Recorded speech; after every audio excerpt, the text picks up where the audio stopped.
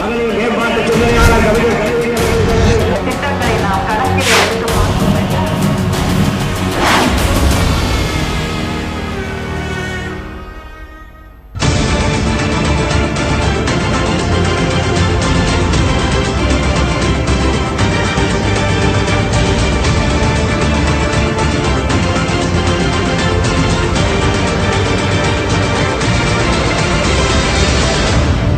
வணக்கம் நண்பர்களே, தலைவர்களுடன் நிகழ்ச்சிக்காக பாரதிய ஜனதா கட்சியின் மூத்த தலைவரும் தமிழக அரசியல் களத்தில் நீண்ட நாளாக தன் பேச்சாற்றலாலும் சொற்பொழிவு ஆற்றலாலும் கட்சி சார்பற்ற பல தலைவர்களை தன்னை நோக்கி தனது கவனத்தை ஈர்த்திருக்கக்கூடிய ஒருவருமான திரு இல கணேசனோடு இன்று நாம் தலைவருடன் நிகழ்ச்சிக்காக பங்கேற்க இருக்கிறோம். அவரது இல்லத்தில் இருக்கிறோம். அவரை வரவேற்கலாம். சார் வணக்கம். வணக்கம் வணக்கம் வணக்கம். இன்றைக்கு நாள் முழுவதும் உங்களோட அலுவல்களில் உங்களோட இருந்து உங்களுடைய தனிப்பட்ட வாழ்க்கையில் உங்கள் உணவு பழக்க வழக்கம் தொடங்கி தீவிர அரசியல் விஷயங்கள் வரைக்கும் நிறைய பேசலாம் அப்படிங்கிற திட்டமிட்டிருக்கோம். முதல்ல உங்களுடைய ஒரு நாளை எப்படி தொடங்குறீங்க? அரசியல் இருப்பவர்களுக்கு உடல் மெயின்டைன் பண்ணுறது, உணவு பழக்க வழக்கங்கள் ரொம்ப ஸ்ட்ரிக்டாக இருப்பாங்க. அதுவும் பர்டிகுலராக நீங்கள் ரொம்ப ஸ்ட்ரிக்டாக இருப்பீங்கன்னு கேள்விப்பட்டிருக்கோம். எப்படி உங்களோட நாளை தொடங்குறீங்க? நான் மிகச்சிறிய வயதிலேயே ஆர்எஸ்எஸ் இயக்கத்தில் சேர்ந்ததினாலும் 1970 சங்கத்தினுடைய முழுநேர ஊழியராக பிரச்சாரக்காக வாழ்க்கையை தொடங்கியதாலும் ஒரு நல்ல பழக்கம் எனக்கு தொற்றியிருக்கிறது. விடிகாலை 5 மணி அளவில், தேவைப்பட்டால் அதற்கு முன்னதாகவே கூட நான் எழுந்து விடுவேன். அதன் பிறகு என்னுடைய காலை நேரம் தொடங்கிவிடும். நண்பர் ஒரு இடத்துல நான் இதை பேசி கொண்டிருக்கும் பொழுது, நடுராத்திரி 5 மணிக்கு எழுந்து என்ன பண்ணுவீங்கன்னு கேட்டார். அது அவருடைய பழக்கம். அதனால் காலையில் 5 மணிக்கு எழுந்து என்னுடைய முதலாவதாக வழக்கமான என்னுடைய சில அடிப்படையான காலை கடன்கள் அதெல்லாம் முடித்துவிட்டு அவர் கொடுக்கணும். தேங்க்யூ. காலையில் கொஞ்ச நேரம் நடைபழகுவது, அது இயற்கையாக ஒரு காலத்தில் இருந்தது, இப்போ கட்டாயமாக்கப்பட்டு விட்டது. அதனால் அது உடம்பு நலனுக்கு நல்லதுங்கிறதால அதில் ஒரு 40 நிமிடங்கள் காலையில் என்னுடைய நடைப்பயிற்சி இருக்கும். பொன்மயிருக்கணும் போயினையாவும் எழுப்பசும் பொருச்சுடர் எங்கனும் பரவி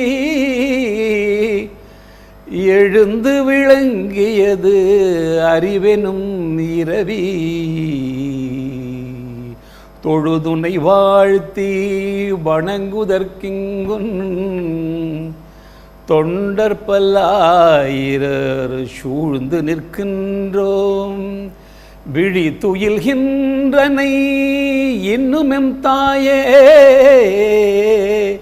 வியப்பிது கான் பள்ளி எழுந்தருளாயே. என்ன காரணம் இருக்கும்? இது கான் பள்ளி எழுந்தருள். இது தொடரும் இன்னும் 2-3 பத்தி. என்ன காரணத்துக்காக பாரதியார் பாரத தாய்க்கு பள்ளி எழுச்சி பாடணும்னு நீங்கள் இதை கேட்காம இருந்தாலும் நான் சொல்லியிருப்பேன். ஆனால் பாரத தாய்க்கு பள்ளி எழுச்சி பாரதி பாடினார் என்ன பொருள் என்றால், பாரதம் என்று சொன்னால் பாரத நாட்டு மக்கள். ஆங்கிலேயன் அடிமைப்பட்டிருக்கிற காலத்தில் கூட நீ உறங்கி கொண்டிருக்கிறாயே, அதனால் நாங்கள் தொண்டர்கள் விழித்தெழுந்து விட்டோம், நீனும் விழித்தெழு என்று சொல்லுகின்றது தான் அதுக்கு பொருள். அந்த காலத்துக்கு தேவைப்பட்டது. அந்த காலம் என்ன, இந்த காலத்துக்கும் தேவைப்படுகிறது. உங்களுக்கு காஃபி ரொம்ப பிடிக்கும் அப்படின்னு நம்ம குடும்பத்தினர் சொன்னாங்க. அதுக்கு எதுவும் பிரத்யேக காரணமா இல்லை சிறு வயதுலேருந்து வரக்கூடிய பழக்கம்? தஞ்சாவூர் ஜில்லாக்காரனுக்கு காஃபி பிடிக்காத தஞ்சாவூர்காரன் இருந்தால் அது விதிவிலக்கு. அதனால் எங்கள் வீட்டில் சின்ன வயதிலிருந்து எல்லாமே காஃபி சாப்பிடுவோம். அது பழக்கம். காலை எழுந்தவுடன் படிப்பு என்பது எப்படி இருக்கிறது இல்லையோ, காலை எழுந்தவுடன் காஃபி. காஃபிக்கு அடுத்தபடியாக இந்த ஊஞ்சல் உங்களுக்கு ரொம்ப பிடிக்கும் அப்படின்னு கேள்விப்பட்டேன். இதுவும் தஞ்சாவூர் பாணி. அப்கோர்ஸ் தமிழ்நாட்டுடைய மற்ற பகுதியிலும் இருக்கிறது. ஒரு தஞ்சாவூர் வாழ்க்கை, தஞ்சாவூர் ஜில்லாவில் ஒரு வீடு என்று சொன்னால், அப்கோர்ஸ் அதில் ஒன்று மாத்திரம் என்கிட்ட இல்லை. ஊஞ்சல் அமர்ந்து கொண்டு சங்கீதம் பாடிக்கொண்டு காஃபி சாப்பிட்டுட்டு பக்கத்தில் வெத்தலை பெட்டி வச்சு என்ன சொல்கிறீங்கன்னு கேட்குறது மாத்திரம் இல்லை. அஃப்கோர்ஸ் என்னுடைய தகப்பனாக 24 மணி நேரம் வெத்தலை போடுவார். அதனால் உறங்கி எழுந்தோடனே அவருக்கு வெத்தலைவாக்கு போடுவார். எல்லாம் நான் இந்த ஏற்கனவே சொன்ன மாதிரி பொது வாழ்க்கையில் குறிப்பாக இந்த ஆர்எஸ்எஸ் வந்தனால பல கட்டுப்பாடுகளில் அது ஒரு வழக்கம் எனக்கு இல்லை. இதெல்லாம் தஞ்சாவூர் ஜில்லாவில் இதெல்லாம் நம்ம இயற்கையான அம்சங்கள். சங்கீதம், ஊஞ்சல் ஆடுறது, காஃபி குடிக்கிறது.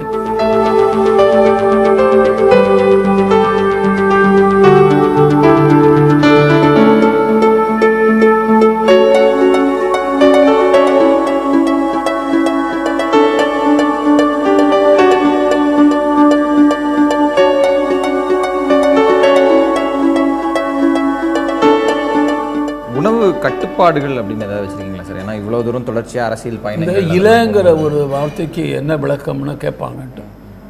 அப்கோர்ஸ் எங்கள் அப்பா பேர் இலக்குமி ராகவன், லக்ஷ்மி ராகவன், தமிழில் இலக்குமி ராகவன்.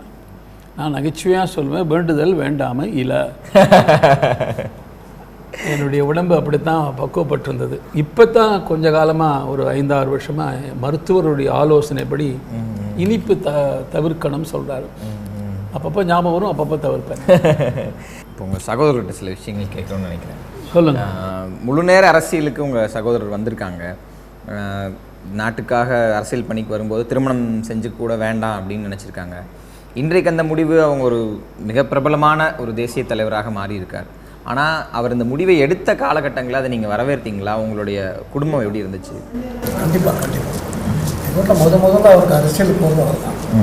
முன்னாடி எங்கள் ஃபேமிலியிலே எல்லாமே ஆர்எஸ்எஸ் பேஸ், எல்லாருமே எட்டதுலேருந்து எல்லாமே ஆர்எஸ்எஸ்.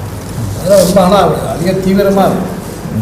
வேலையை கூட ராஜினாமா பண்ணார். ஏன்னா அந்த காலத்தில் 1970 எல்லாருமே வர ஒரு அரசு வேலையை ராஜினாமா பண்ணுறார் அப்படின்னா ஒரு பெரிய அதிர்வலையாக தான் அந்த குடும்பம் பார்க்கும். எங்கள் அம்மாவுக்கு மாத்திரம் கொஞ்சம் ஆரம்ப கட்டத்தில் இருந்தது. அதுக்கப்புறம் தனிப்பட்ட வாழ்க்கை சம்மந்தப்பட்ட கேள்வி தான். ஆனால் பொது வாழ்க்கையில் திருமணம் செய்து கொள்ள வேண்டாம்ங்கிற முடிவை ஏன் எடுத்தீங்க? பொது வாழ்க்கைக்கு திருமணம் தடையாக இருக்குன்ற ஒரு அர்த்தமா, இல்லை உங்களோட தனிப்பட்ட காரணம்னு அது அப்படியே? சில காலகட்டங்களில் சில அமைப்புகளுக்கு இந்த தேசத்தினுடைய பொதுவாகவே வாழ்க்கை முறையில் இயல்பானது என்று சொன்னால் பிரம்மச்சரியம், அதாவது மாணவ பருவம், அதன் பிறகு கிரகஸ்தம் என்கிற இல்வாழ்க்கை, அதன் பிறகு அந்த இல்வாழ்க்கையிலிருந்து கொஞ்சம் விலகி இருக்கிற வானப்பிரஸ்தம், வாய்ப்பு இருக்குமானால் தொடரும். இதுதான் இயற்கை.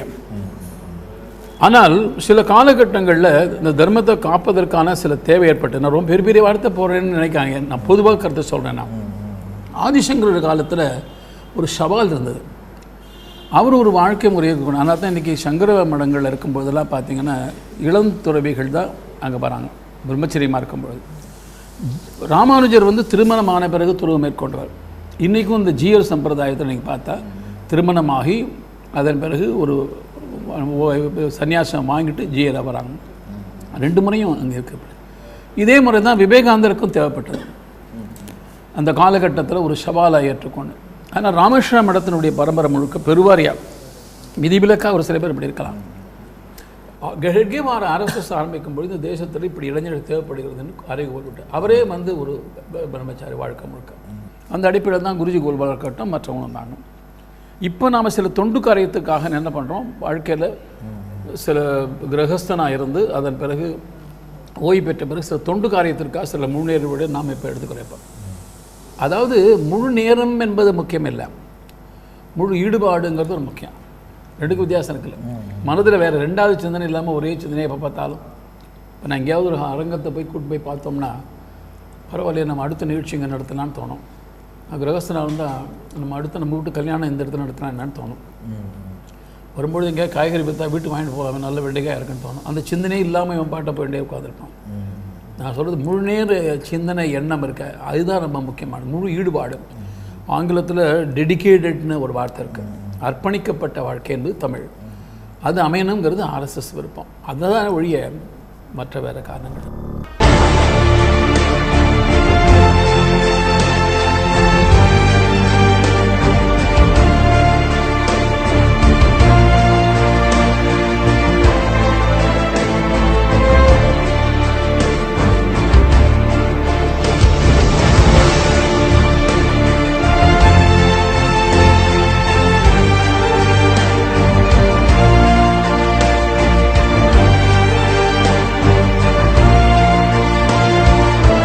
ஒரு சீரியஸ் பொலிட்டீஷியன் அப்படின்னு உங்களை பார்க்கும்போது உங்களுடைய பேச்சு, சொற்பொழிவு, இலக்கிய சொற்பொழிவாக இருக்கட்டும், இல்லை அரசியல் மேடை பேச்சாக இருக்கட்டும், இதெல்லாம் ஒரு செய்தியாளனாக பார்க்கும்போது ஒரு சீரியஸ் பொலிட்டீஷியன் நீங்கள், உங்களுடைய குணாதிசயமும் அப்படி தான் இருக்கும்னு தோணுது. ஆனால் கிட்ட வந்து பழகி பார்க்கும்போது நிறைய ஹியூமர் சென்ஸ் உள்ள இருக்கு.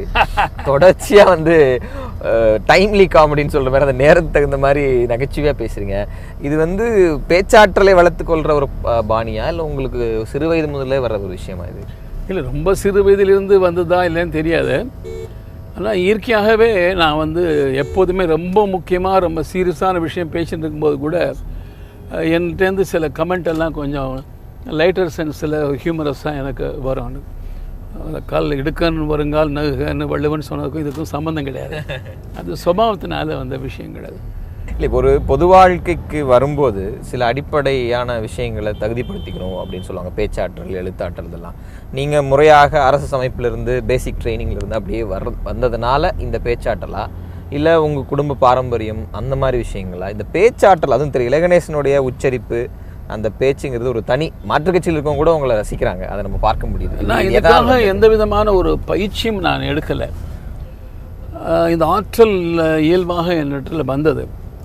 ஆனால் எனக்கு வழிகாட்டக்கூடிய தலைவர்களாக இருந்தவர்கள் ஆர்எஸ்எஸ் அமைப்பாக இருந்தாலும் சரி, பிஜேபியாக இருந்தாலும், பாரதிய ஜனதா கட்சியாக இருந்தாலும், அவங்க பேசக்கூடிய கருத்துக்கள் உள்வாங்கி அந்த கருத்துக்கள் என்னுடைய பாணியில் என்னுடைய உதாரணத்தோடு மக்கள் மத்தியில் நான் சொல்கின்றேன். ரெண்டாவது, ஏராளமாக புத்தகங்களை படிக்கிற பழக்கம் எனக்கு நிறைய இருக்குது. நான் ஏற்கனவே சொன்னேன், இல்லை வாராந்திர மாதாந்திர பத்திரிகைகளே கிட்டத்தட்ட ஒரு 100 பத்திரிகைகள். நான் வாங்குகிற பத்திரிகைகள் ரொம்ப கம்மி, வர்ற பத்திரிகைகள் அதிகம்னு. அதெல்லாம் உள்வாங்கி இதை எப்படி இதில் பொருத்தணும்னு இயற்கையாகவே மனசில் பழகிடுவேன். இன்னொரு நல்ல பழக்கமோ கெட்ட பழக்கமோ என்ற நெருங்கியிருக்கிறவங்களுக்கு தெரியும். நான் ஒரு நல்ல விஷயத்தை பார்க்குறேன் அல்லது ஏதோ பகிர்ந்து கொள்ள வேண்டிய விஷயத்தை பார்க்குறேன் வச்சுக்கோங்க. அன்றைக்கி முழுக்க நீங்கள் பார்த்தீங்கன்னா ஒரு 10 பேர்ட்ட சொல்லிப்பேன் நான். அது ஒரு திட்டமிட்டு சொல்கிறதில்ல, இயல்பாக வரும். இந்த மாதிரி ஒரு 10-15 பேர்ட்ட பழகும்போது என்ன ஆகுது, மனதில் அது எங்கேயோ ஒரு பதிஞ்சிடுது. நாளைக்கு நான் ஏதோ ஒரு கருத்தை நான் பேசிகிட்டு இருக்கும்போது அது தானாகவே வந்து எடுத்து கொடுக்கும். அது அனுபவத்தில் புரியும் உங்களுக்கு. நான் யோசிச்சிருக்கவே மாட்டேன் என்னுடைய திட்டத்தில், அதுக்கு பொருந்தின மாதிரி எடுத்து கொடுக்கும். அப்படி இதெல்லாம் தான் வந்திருக்கு. ஆனால் நாங்கள் வந்து அமைப்பு ரீதியாக சங்கத்திலையும் சரி, குறிப்பாக பாரதிய ஜனதா கட்சியில் பேச்சுக்கலைன்னு ஒரு வகுப்பு நடத்துகிறோம். நானே அதுக்கு உண்டான பல பாடத்திட்டங்கள்லாம் சொல்லி கொடுத்துருக்கேன். பல அம்சங்கள் எதுவாக இருந்தாலுங்க ஆடியன்ஸை மதிக்கணும். ரெண்டாவது, குறிப்பு வச்சுன்னு பேசுறது நல்ல பழக்கம். என்ன பேசுகிறோங்கிறது தெரிஞ்சுட்டு பேசணும். 50 நிமிஷத்துலையும் பேசலாம், 5 நிமிஷத்துலையும் பேசலாம். அதுக்கு தகுந்த மாதிரி பளிச்சுன்னு பேசுறதுக்கான திறமை வளர்த்துக்கணுங்கிறதுலாம் பொதுவாக சொல்கிற விஷயங்கள். நீங்கள் வந்த தத்துவார்த்தம் ஆர்எஸ்எஸ் அமைப்பிலிருந்து பாரதிய ஜனதா அமைப்பு, உங்களுடைய அடிப்படை தத்துவார்த்தத்தை தாண்டி இல்லை அதுக்கு வேறாக எனக்கு இந்த தத்துவார்த்தம் பிடிக்கும், அதை வந்து இம்ப்ளிமெண்டேஷனில் பிரச்சனை இருக்கலாம், ஆனால் இந்த தத்துவார்த்தம் பிடிக்கும் அப்படின்னா என்ன ஐடியாலஜி உங்களுக்கு ஓரளவுக்கு ஈர்ப்பு இருக்கிற ஐடியாலஜி? பாரத நாடு பழம்பெரும் நாடு. இது என்று தோன்றியது என்று எவராலும் சொல்ல இயலாது என்று பாரதி சொல்வதற்கு அடிப்படை பொருள் என்னவென்றால் அது நிலப்பரப்பையோ மனிதர்களையோ குறிப்பதல்ல. இந்த நாடு தான் முதலாக பண்பாடு பெற்றது. இந்த நாட்டுக்கு என்று ஒரு ஜீவன் இருக்கிறது, உயிர் இருக்கிறது. அம்புலி மாமா கதையில் வரக்கூடிய ராட்சசனுக்கு 7 கடல் தாண்டி ஒரு கிளிக்கூண்டு கழுத்தில் இருக்கிற மாதிரி இந்த தேசத்தினுடைய ஜீவன் அல்லது உயிர் என்பது சிம்மாசனத்தில் இல்லை. அதனால் தான் 1000 ஆண்டு காலம் மன்னர்கள் ஆட்சி புரிந்தாலும் இந்த நாட்டின் அடிப்படையை அவனால் மாற்ற முடியவில்லை. இந்த நாட்டினுடைய ஜீவன் இந்த நாட்டின் பண்பாட்டில் இருக்கிறது. பண்பாடு தான் இந்த நாட்டின் உயிர். அந்த பண்பாட்டை பேணி பாதுகாக்க வேண்டாம். அதற்கு உறுதுணையாக எது இருந்தாலும் எனக்கு ஏற்ப, அதற்கு விரோதமாக எது இருந்தாலும் நான் எதிர்ப்பேன். இதுதான் அடிப்படை கொள்கை. எல்லா அம்சங்களும் இதில் அடங்கிவிடும். நீங்கள் படிக்கிற புத்தகங்களில் பன்முகம், அதாவது எல்லா தத்துவத்தையும் ஒரு தத்துவத்தை விமர்சனம் பண்ணுறீங்க, உங்களுக்கு நேர் எதிராக இருக்குன்னா கூட அந்த புத்தகத்தை படித்து விமர்சிக்கக்கூடிய வழக்கம் இருக்கா, இல்லை அதை தவிர்த்துருவீங்களா? ஒரு பழக்கம், என்னை யாராவது பேச அழைத்தால் அது என்ன தலைப்பு என்று கேட்டு, அநேகமாக எனக்கு உகந்ததான கூட்டங்கள் தான் அது. ஆனால் அதுக்காக மெனக்கெடுவேன். நான் ஏற்கனவே சொன்ன மாதிரி வரக்கூடியவர்கள் இருக்காங்களே, கூட்டத்தில் வரக்கூடியவர்கள், அவங்கள நான் மதிக்கிறவன். 10 பேராக இருந்தாலும் 10,000 பேராக இருந்தாலும் அதுக்காக தயாரிப்புகள் செய்வேன். நான் என்கிட்ட ஒரு பெரிய நூலகம் இருக்குது. அதில் ஒரு 3000-4000 புத்தகங்கள் பல்வேறு விதமான பிரித்து வச்சுருக்கேன். நான் அதுலேருந்து எழுப்பேன். நான் இது என்ன கருத்து அப்படி தயார் செய்த கருத்தை நான் ஒரு கோர்வையாக எடுத்து பேசுறதுனால தான் என்னால் எந்த ஒரு கருத்தையும் என்னால் பேச முடிகிறது. இந்த இப்போ மார்ச் மாதத்தில் இருக்கோம், பிப்ரவரி மாதத்தோடு நீங்கள் 46 ஆண்டுகள் பொது வாழ்க்கைக்கு வந்து முடிஞ்சிருக்கு. இது போன்ற பயணங்களில் தனியாக பயணிக்கும் போது ஒரு லட்சியத்தோடு ஒரு குறிக்கோளோடு நம்ம பொது வாழ்க்கைக்கு வந்தோம், அதை அடைஞ்சிட்டோமா அப்படின்னு யோசிக்கிற வழக்கங்கள் உண்டா? எந்த இடத்துல இருக்கோம் நம்மன்னு உங்களை அடைந்து விட்டோமா என்று சிந்திப்பதை விட அநேகமாக லட்சியத்தை மிக நெருங்கி கொண்டிருக்கிறோம் என்ற மகிழ்ச்சி அதிகம். ஏதோ ஒரு நாளில் அதாவது ஒரு வெற்றி தோல்வி அரசியல் பொது வாழ்க்கையில் வந்து போகிறது இயல்பு. சில நேரங்களில் ஆக்டிவாக இருந்திருப்பீங்க, சில நேரங்களில் கொஞ்சம் ஆக்டிவ் இல்லாமல் ஒரு சூழலாக இருந்திருக்கும். என்றாவது ஒரு நாளாவது நம்ம இந்த இதை மறுபரிசீலனை செஞ்சுருக்கலாமோ, திருமணம் செய்து நாமளும் ஒரு சராசரி மனிதர்களைப் போல இருந்திருக்கலாமோ அப்படின்னு நினைத்தது உண்டா? அந்த மாதிரி எண்ணம் எனக்கு ஏன் ஏற்படவில்லை என்பதை சொல்கின்றேன். நீ சொன்ன கருத்தின்படி வருவது இயல்பு. நான் ஒன்றும் பெரிய மகாத்மா இல்லை. ஆனால் ஏதோ சில க்ஷணத்தில் சில நேரத்தில் அப்படி ஒரு எண்ணம் வருமானால் அது உடனடியாக ஏன் மாறுகிறது என்பதற்கு ஒரே ஒரு காரணம், அதிர்ஷ்டவசமாக நான் ஏற்கனவே குறிப்பிட்டது போல தமிழ்நாட்டின் தென்பகுதியில் பணிபுரிந்தவர். பலவிதமான தமிழகத்தில் ஏற்பட்ட முக்கியமான சோதனையான காலகட்டங்கள் சம்பவங்கள் எல்லாம் நான் பணிபுரிந்த பகுதியில் தான் நடைபெற்றிருக்கிறது. அது கன்னியாகுமரி மாவட்டத்தில் இருக்கிற மண்டைக்காடு பிரச்சனையாக இருக்கட்டும், மீனாட்சிபுரத்திற்கு ஒட்டுமொத்த மதமாக இருக்கட்டும், ராமநாதபுரத்தில் ஏற்பட்ட சம்பவமாக இருக்கட்டும், அல்லது குறிப்பாக 1975 77 இருந்த தலைமுறை வாழ்க்கையை நான் வாழ நேர்ந்த அனுபவம் இருக்கிறது. அது ஒட்டுமொத்த தேசத்திற்கு பொருத்தமானது அதுவாக இருக்கட்டும். இது எல்லா விஷயத்திலையும் நான் வெற்றிக்கு மேல் வெற்றியை பார்த்து வருகிறேன். வெற்றியைப் போல வெற்றி தருவது வேறு எதுவும் இல்லை என்பது ஒரு பழமொழி. அதுதான் எனக்கு ஊக்கமும் உத்வேகம் தருகிறது.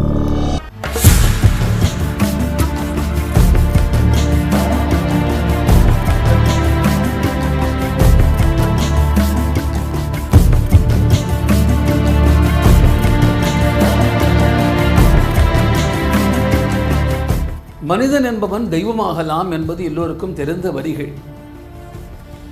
ஆனால் நான் சொன்னேன், மனிதன் என்பவன் மனிதனாகலாம். என்னுடைய இன்றைய தலைப்பே மனிதன்தான்.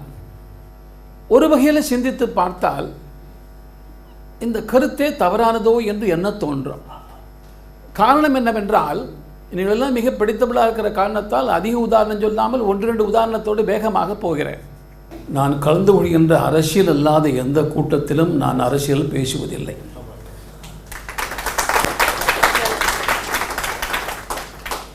இலக்கிய கூட்டத்தில் அரசியல் பேசுவதில்லை, ஆன்மீக கூட்டத்தில் அரசியல் பேசுவதில்லை. ஆனால் அரசியல் கூட்டத்தில் நான் இலக்கியம் பேசுகிறேன், அரசியல் கூட்டத்தில் ஆன்மீகமும் பேசுகிறேன். ஒரு தயக்கம் இருக்கிறது என்றால் நிலவரம் அப்படி இருக்கிறது. ஒரு அரசியல் தலைவர் காலமாகிவிட்டார். அஞ்சலி செலுத்துவதற்காக வரிசையிலே நிற்கிறார்கள். அவருடைய படம் பெரிதாக பிரேம் போட்டு வைத்திருக்கிறது. வரிசையில் நிற்கின்ற தொண்டர்களில் ஒருவன் பக்கத்தில் இருப்பவன்கிட்ட சொல்கின்றான், நம்ம தலைவர் இப்போ தான் முதல்ல சட்டத்துக்கு உட்பட்டு இருக்கார். அரசியல்வாதி என்பது இப்போது ஒரு கெட்ட வார்த்தையாக மாறிவிட்டது. திரைப்படத்திலேயோ தொடரிலேயோ ஒரு அரசியல்வாதி என்று காட்ட வேண்டுமானால் அந்த பாத்திரம் எல்லா சமூக விரோத நடவடிக்கைகளையும் ஈடுபடுவதாகவே காட்டுகிறார்கள். வில்லனாக நடிக்கிற உருவைத்தான் அதில் போடுகிறார்கள். இத்தனைக்கும் அந்த படத்தை தயாரிப்பவரே, படம் கொடுத்து தயாரிப்பவரே அவர் அரசியல்வாதியாக இருக்கிறார். அவருடைய யதார்த்தத்தை வெளிப்படுத்துகிறாரோ என்னவோ.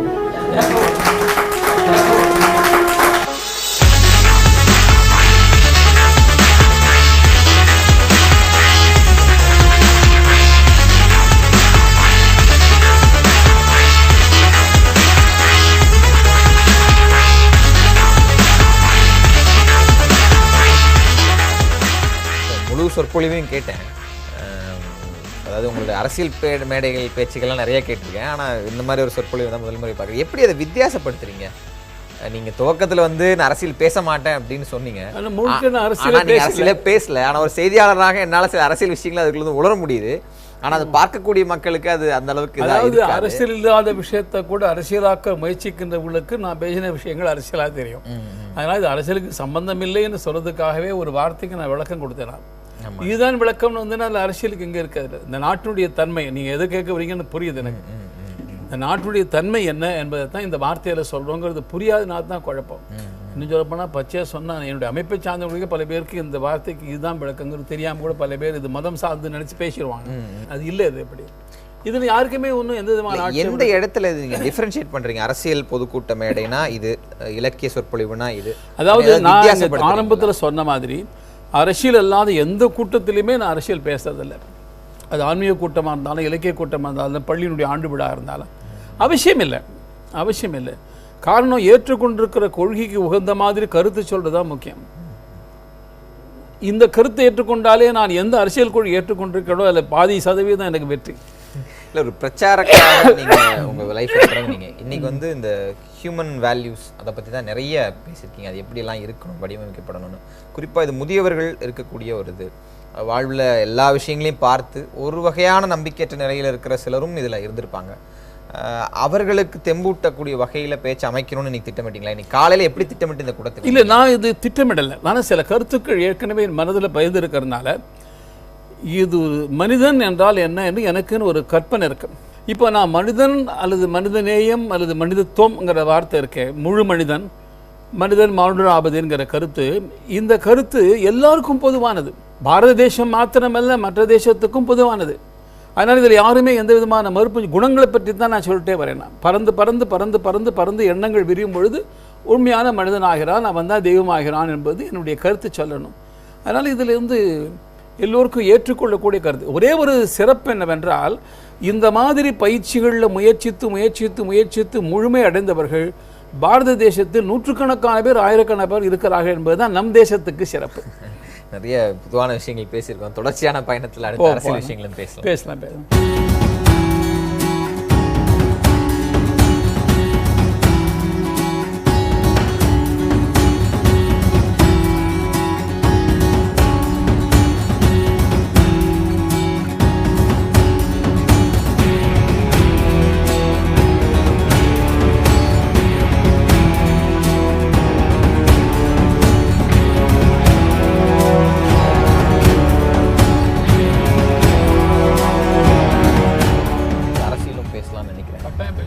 இந்த நிகழ்ச்சி ஒளிப்பதிவு செய்யப்படுற இந்த நாளுக்கு ஒரு நாள் முன்பு முதல் வேட்பாளர் பட்டியலை பாரதிய ஜனதா கட்சி வெளியிட்டிருக்கிறது.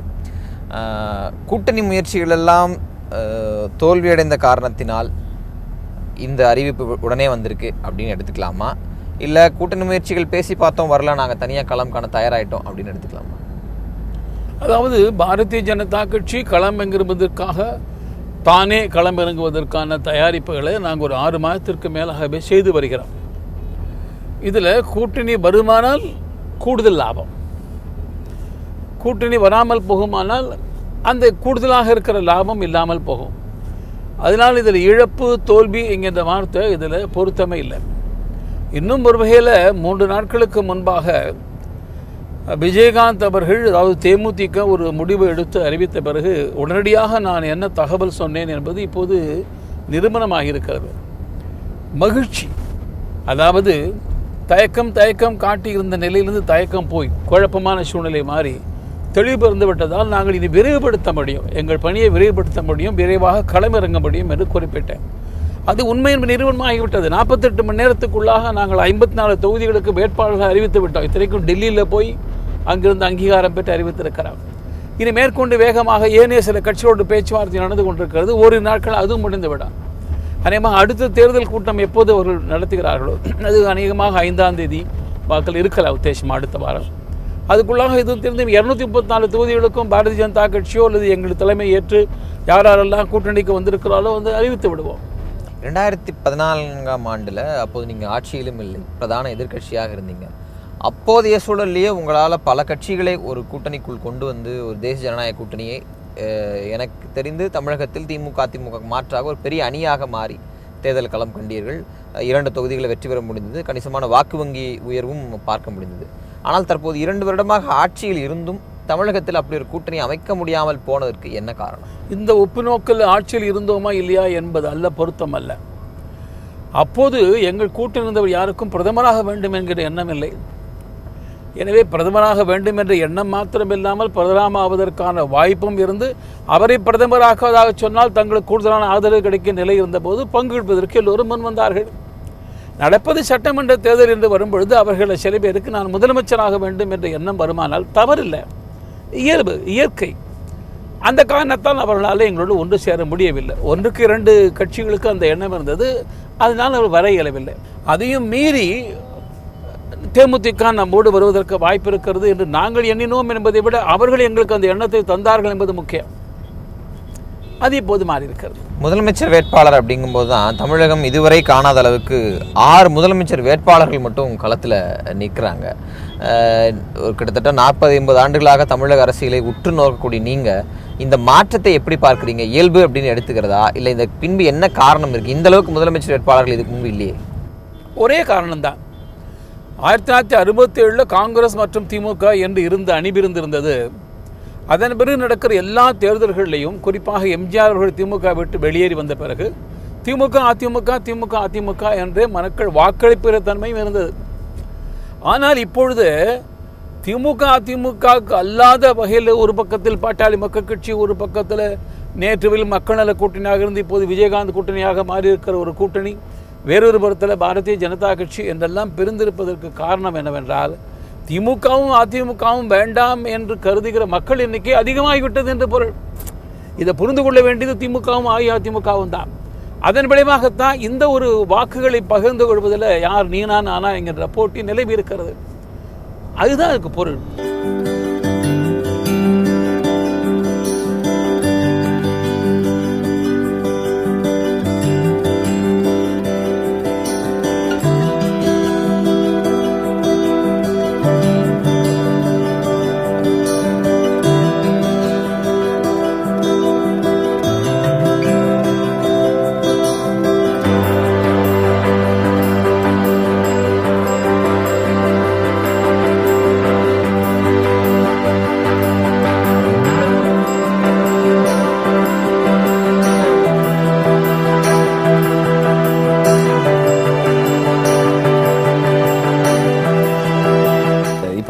தீவிரமான கேள்விகளுக்குள்ள போலான்னு நினைக்கிறேன். உங்களுடைய சொல் ஆற்றலை பார்த்து சுருக்கமான பதில், இந்த ரேபிட் ஃபயர் அப்படின்னு சொல்றாங்க, அந்த ஒரு நடைமுறையில் ஒரு முயற்சி பண்ணி பார்க்கலாம். திரு இலகணேசன் அவர்கள் இருக்கிறதுனால இந்த முயற்சி எடுக்கலாம்னு நினைக்கிறேன். ஒரு 10 கேள்விகள் என்னிடம் இருக்கு, உங்களை நோக்கி வைக்கிறேன் உங்கள் பதில்கள். முதல் கேள்வி, இந்துத்துவம் என்றால் என்ன? பாரத நாட்டுக்கு பெயர் இந்துஸ்தானம். அதை முகமது இக்பால் முதற்கொண்டு ஒப்புக்கொண்டிருக்கிறார்கள். இன்றைக்கும் பாகிஸ்தான் வானொலியில் இந்துஸ்தான் என்று தான் இந்த நாட்டை குறிப்பிடுகிறார்கள். இந்த இந்துஸ்தானம் தொன்மையானது. இதற்கென்று ஒரு தன்மை இருக்கிறது, விசேஷமான தன்மை, இன்றும் நீடித்திருக்கிற தன்மை. அந்த இந்துஸ்தானத்து தன்மைகள், அதுக்கு பேர் ஹிந்து தன்மை என்று பெயர். உதாரணத்திற்கு 1, 2 மாதா பிதா குரு தெய்வம் ஆசிரியர்களை வணங்குவது, எல்லாவற்றையும் பெண்ணாக பார்ப்பது, நதிகளை பெண்ணாக பார்ப்பது, அப்படி ஒரு புனிதமாக கருதுவது, ஆண் பெண் உறவை புனிதமாக கருதுவது, இத்தியாதி இத்தியாதி இத்தியாதி.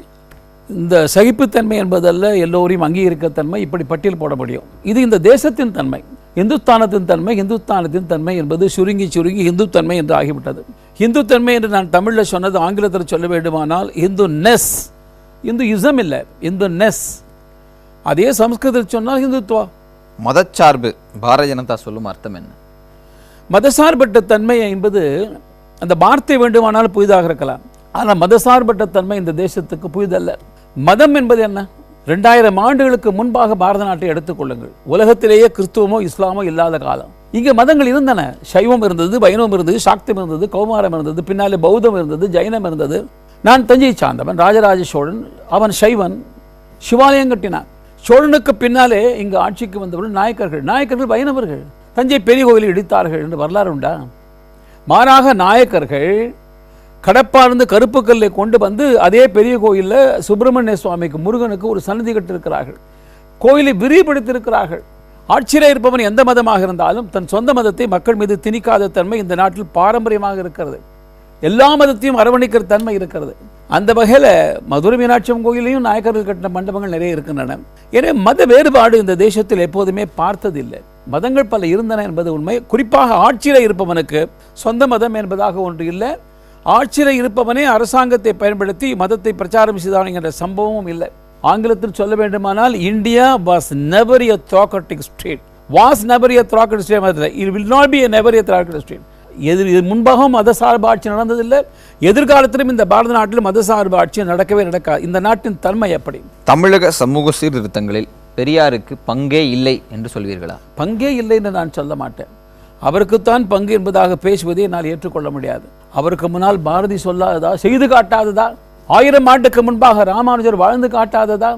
எத்தனையோ பேர் என்னால் பட்டியலிட்டு சொல்ல முடியும். ஒன்றை சொல்லுங்கள், புரிந்து கொள்ளுங்கள். இந்த தேசத்தின் இயல்பான தன்மையே சமூக நீதிக்கு உட்பட்டிருக்கிறது. இன்றைக்கு பேதங்கள் மதிக்கப்படுகின்றன. அந்தணர்கள் பேதத்தை போற்றுகிறார்கள். வேதத்தை பகுத்தடித்த வியாசன் ஒரு மீனவ பெண்ணின் மகன். ராமாயணம் போற்றப்படுகிறது. அதில் கதாநாயகர் இருக்கிற ராமன் என்பவன் சத்திரியன். இந்த ராமாயணத்தை வகுத்து தந்தவன் வால்மீகி. வால்மீகி ஒரு வேடன், ரத்னாகரன் என்ற பெயரோடு வேடனாக இருந்தவன் தான் பின்னால வால்மீகி மகரிஷியாக மாறுகிறான். ராமன் குஹனை சந்திக்கின்றான். குஹன் என்பது உயர்ந்த சமுதாயத்தை சார்ந்தவன் அல்ல, ஒரு வேடுவன். ஆனால் ராமன் அவனை பார்த்து ஆறத் தழுவிக் கொள்கின்றான். இப்ப சகஜமா பண்ணலாம், காரணம் எய்த்தாப்புல எல்லா டிவியும் இருக்கும். ஒரு தொலைக்காட்சியும் எய்த்தாப்புல படம் எடுப்பதற்கு இல்லாத நேரத்தில் கூட ஆத்மார்த்தமாக வனத்தில் தாவி அரைத்தானே அரவணைத்து சொன்னது மாத்திரமல்ல, உடன்பிறப்பே என்ற வார்த்தையை பயன்படுத்தியது ராமன் தான். இந்த தேசத்தில் ஏற்கனவே இருக்கிறது மதசார்பற்ற தன்மையோ சமூக நீதியோ சமத்துவமோ இந்த தேசத்திற்கு புதிதல்ல. தமிழகத்தில் பாரதிய ஜனதா கட்சி எப்போது ஆட்சியை பிடிக்கும்? இது மக்கள் மனத்தில் மாற்றம் ஏற்பட்டு அதன் காரணமாக பாரதிய ஜனதா கட்சி ஏற்கின்ற மனப்பான்மை வரும் பொழுது அது விரைவில் சாத்தியமாகும். எனக்கு என்ன மகிழ்ச்சி, இந்த கேள்வியே எனக்கு மகிழ்ச்சி தருகிறது. பாரதிய ஜனதா கட்சி குறித்து மிக கேவலமாக பேசிவிட இருக்கிறார்கள். ஆனால் தமிழ்நாட்டில் பாரதிய ஜனதா கட்சி எப்போது ஆட்சியை பிடிக்கும் என்று ஒரு கேள்வி கேட்கலாம் என்று நீங்கள் நினைக்கிறீர்களே, அதுவே எனக்கு ஒரு வெற்றி. ஆணவ கொலைகள் உங்கள் அதனால இல்ல, இதில் ஒரு வரி மாத்திரம் சொல்லிவிடுகின்றேன். வாக்களிப்பவர்கள் எதிர்மறையாக வாக்களிக்காமல் ஆக்குரீதியாக வாக்களித்தால், வாக்களிப்பவர்கள் வெற்றி பெறக்கூடியவனா என்று பார்க்காமல் வெற்றி பெற வேண்டியவனா என்று வாக்களித்தால், வாக்களிப்பவர்கள் 5 ஆண்டு காலம் ஊழலில் ஈடுபட்ட ஒரு கட்சிக்கோ 5 ஆண்டுக்கு முன்பாக ஊழல் ஈடுபட்ட கட்சிக்கோ ஆட்சிக்கு வந்து ஊழல் ஈடுபடுவதற்கு வாய்ப்பே இல்லாத ஒரு கூட்டணிக்கோ வாய்ப்பளிக்காமல் ஆட்சிக்கு வந்தும் ஊழல் இல்லாத ஒரு கூட்டணிக்கு வாய்ப்பளிக்க வேண்டும் என்று தீர்மானித்தால் விரைவிலேயே தமிழ்நாட்டில் தாமரை மலரும். ஆணவ கொலைகள் உங்கள் பார்வை என்ன? இது ஒரு வகையில் நீங்கள் சொன்ன இந்த ஈரோட்டு சித்தாந்தத்திற்கு ஒரு தோல்வி.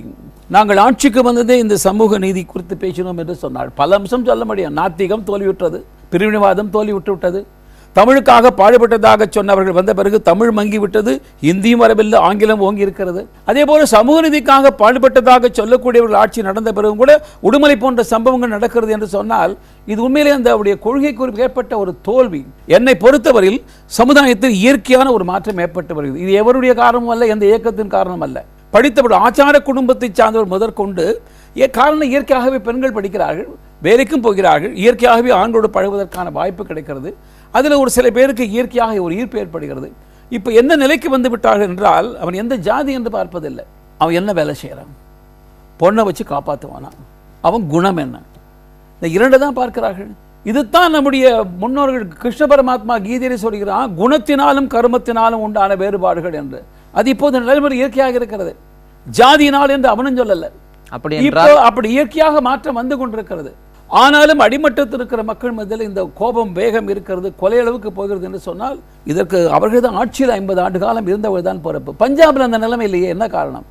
தமிழ்நாட்டில் ஏன் இல்லை? இத்தனைக்கு அதிகமாக நாம தான் பேசியிருக்கிறோம், பஞ்சாப்காரன் பேசவே இல்லை. தீண்டாமை எப்படி ஒழிக்கப்பட முடியும்? தீண்டாமை என்பது அர்த்தமற்றது. இந்த தீண்டாமைக்கான பின்னணி என்ன என்பதை நானும் ஆய்வு செய்து கொண்டிருக்கிறேன். அது விரிவாக 1 மணி நேரம் சொற்பொழிவு. என்னை பொறுத்தவரையில் ஒரு காலகட்டத்தில் ஒரு விதமான தொழிலை செய்தவர்கள், உதாரணமாக இறந்து போன மிருகத்துடைய உடம்பலை எல்லாம் அறுத்து செய்யும் பொழுது, இப்போ சுகாதார அடிப்படையில் தமிழுக்கு புரியுற மாதிரி சொன்னால் ஹைஜீனிக் ஆஸ்பெக்டில் இப்போ கூட சில தொழிற்சாலைகள் இது போன்ற தொழில் செய்பவன் எல்லாம் வெளியில் வந்து குளிச்சுட்டு வரார். சந்திரமண்டலத்துக்கு போய் இறங்குவதற்காக போன மனிதன் வந்த பிறகு 10 நாட்கள் கண்ணாடிகளை வைத்து விட்டு தான் வெளியே வந்தார்கள், அவனோடு ஏதாவது தொற்று வரக்கூடாது என்று. அப்படி தானாகவே அவர்கள் மற்ற பகுதிக்கு போகாமல் அவர்களாகவே ஒதுங்கினார்கள், மற்றபடி சொல்லலை. இப்போ நான் வந்து ஒரு கேதம் விசாரிக்க போகிறேன், துக்கம் விசாரிக்கிறது போயிட்டு வரேன் இறந்தவன் வீட்டுக்கு. என் நண்பர் திண்ணையில் நின்று கொண்டு வாங்கலாம், வீட்டுக்குள்ளே வாங்கலாம், காஃபி சாப்பிடலாங்கிறாரு. இல்லை நான் வரலைங்கிறது நானாக எடுத்த முடிவு. ஏனென்றால் இந்த சூழ்நிலையில் நான் உங்கள் வீட்டுக்குள்ளே வருவதற்கு தகுதியற்றவன் நான் நினைக்கிறேன். இப்படி நல்ல எண்ணத்தோடு இருந்தது பின்னால் அவன் அந்த தொழிலே செய்யாமல் இருந்தாலும் கூட அவனுக்கு பாட்டன் அந்த தொழில் செய்தான் என்ற காரணத்திற்காகவே அவன் ஏதோ ஊருக்கு வர தயங்கம் என்று அவனாக முன்வந்த நிலை மாறி இவர்களாக கேட்கின்ற கொடுமை வந்த பிறகு அது ஏதோ ஒரு குறிப்பிட்ட சமுதாயத்தில் ஜாதியில் பிறந்திருந்தாலே தீண்டத்தார் என்று கருத கற்பனை இருக்கிறதே, அதுபோல மடத்தனம் இல்லை, அது கொடுமை. அது பாரத நாட்டில் தீண்டத்தகாதவன் என்று எவருமே இல்லை. திராவிட கட்சிகள் என்றால் உங்கள் நினைவுக்கு வருவது? திராவிட கட்சிகள் என்றால் எனக்கு நினைவுக்கு வருகிறது என்று ஒரு தனி நபரை நீங்கள் கேட்க வேண்டும் என்று சொன்னால், நல்லம்சம் என்று பாராட்ட வேண்டுமா, எப்படி வந்தது என்று சொல்ல வேண்டுமா என்பது முக்கியம். இதனுடைய மூலம் என்ன என்று பார்த்தால் நீதி கட்சிக்கு மூலம் என்ன, பிரிவினை கருத்துக்களை சொன்னவர் யார் என்று பார்த்தால் 3 பேர். ஒன்று மேக்ஸ் மில்லர், இன்னொன்று மெக்காலே, 3வது கால்டுவெல். அவர்கள் வகுத்தளித்த இந்த பிரிவினைவாத கருத்துக்களை இவர்கள் ஏற்றுக்கொண்டு பரப்பினார்கள். அழகான தமிழ் பேச வாய்ப்பு கிடைத்தது, மக்கள் நம்பினார்கள், ஏமாந்தார்கள். காலம் மாறிவிட்டது. 70 வயதிலும் செய்ய தவறிவிட்டோம் அப்படின்னு நீங்கள் நினைப்பதுண்டா? நினைத்தால் எது? அதுபோல் என் வாழ்க்கையில் எந்த விதமான விஷயம் வரல. ஒரே ஒரு விஷயத்தை பற்றி அடிக்கடி நான் வருத்தப்படுவது உண்டு. பள்ளியிலே படிக்கும் பொழுது தமிழ் முதல் பாடம், இரண்டாவது பாடம் என்று 2 வகுப்பு. இந்த 2வது பாடம் என்பது விருப்ப பாடம். விரும்பினால் தமிழ் 2 சிறப்பு தமிழ் என்று பெயர். சிறப்பு தமிழ் எடுக்கலாம் அல்லது சம்ஸ்கிருதம் எடுக்கலாம் என்பதாக. மாணவர்கள் எல்லாம் தாங்களாக முடிவு செய்ய இயலாது. பெற்றோர்கள் எடுத்த முடிவுப்படி நீ சம்ஸ்கிருதம் என்று சொன்னார்கள். அதனால் நான் சம்ஸ்கிருத பாடம் கற்ற காரணத்தால் இன்றைக்கு தமிழில் இலக்கண சுத்தமான தமிழ் என்பது எனக்கு தெரியாது. இந்த தேமா புளிமா என்றெல்லாம் ஒற்றெழுத்து இட்டெழுத்தெல்லாம் பேசுவதெல்லாம் எனக்கு அவ்வளவு தெரியாது. என் நண்பர் கவிக்கோ ஞானச்செல்வன் அவ்வப்பொழுது சில கருத்துங்கள் சொல்லும்போது நான் அப்பொழுது இப்போ கூட இந்த வயதிலும் கூட நான் முறையாக தமிழ் இலக்கணம் கற்றுக்கொள்ள வேண்டும் என்று ஆசைப்படுகின்றேன். ஏன் சிவராமன் அவர்கள் 80வது வயதில் சீன மொழி கற்றுக்கொண்டார். நானே நேரில் பார்த்துருக்கேன்.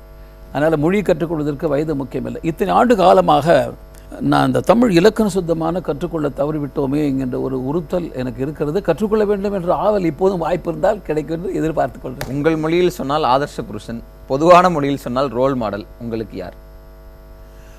மறைந்தவர்கள் என்றால் பல பேர் இருக்கிறார்கள். அதில் எனக்கு பாரதி. இலகணேசன் அவர்களின் இறுதி லட்சியம் துறவு.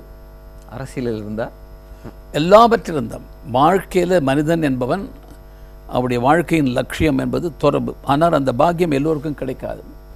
கிடைக்க வேண்டும் என்று ஆண்டவனை பிரார்த்திக்கிறேன். ரொம்ப நன்றி. உங்கள் நாள் முழுவதும் எங்களோடு செலவிட்டு பல விஷயங்களை எங்களோட கொடுத்தீங்க. நெருங்கி பார்த்த பிறகு உங்களுடைய பல பரிமாணங்கள் எங்களால் புரிந்து கொள்ள முடிந்தது. இந்த நிகழ்ச்சி பார்க்குற மக்களும் புரிந்து கொள்வார் நினைக்கிறேன். நிகழ்ச்சி கலந்தவருக்கு நன்றி. வாய்ப்புக்காக ரொம்ப நன்றி. ரொம்ப நன்றி. மகிழ்ச்சி. மகளிர் மேம்பாட்டு சிந்தனையாளர் கவிஞர்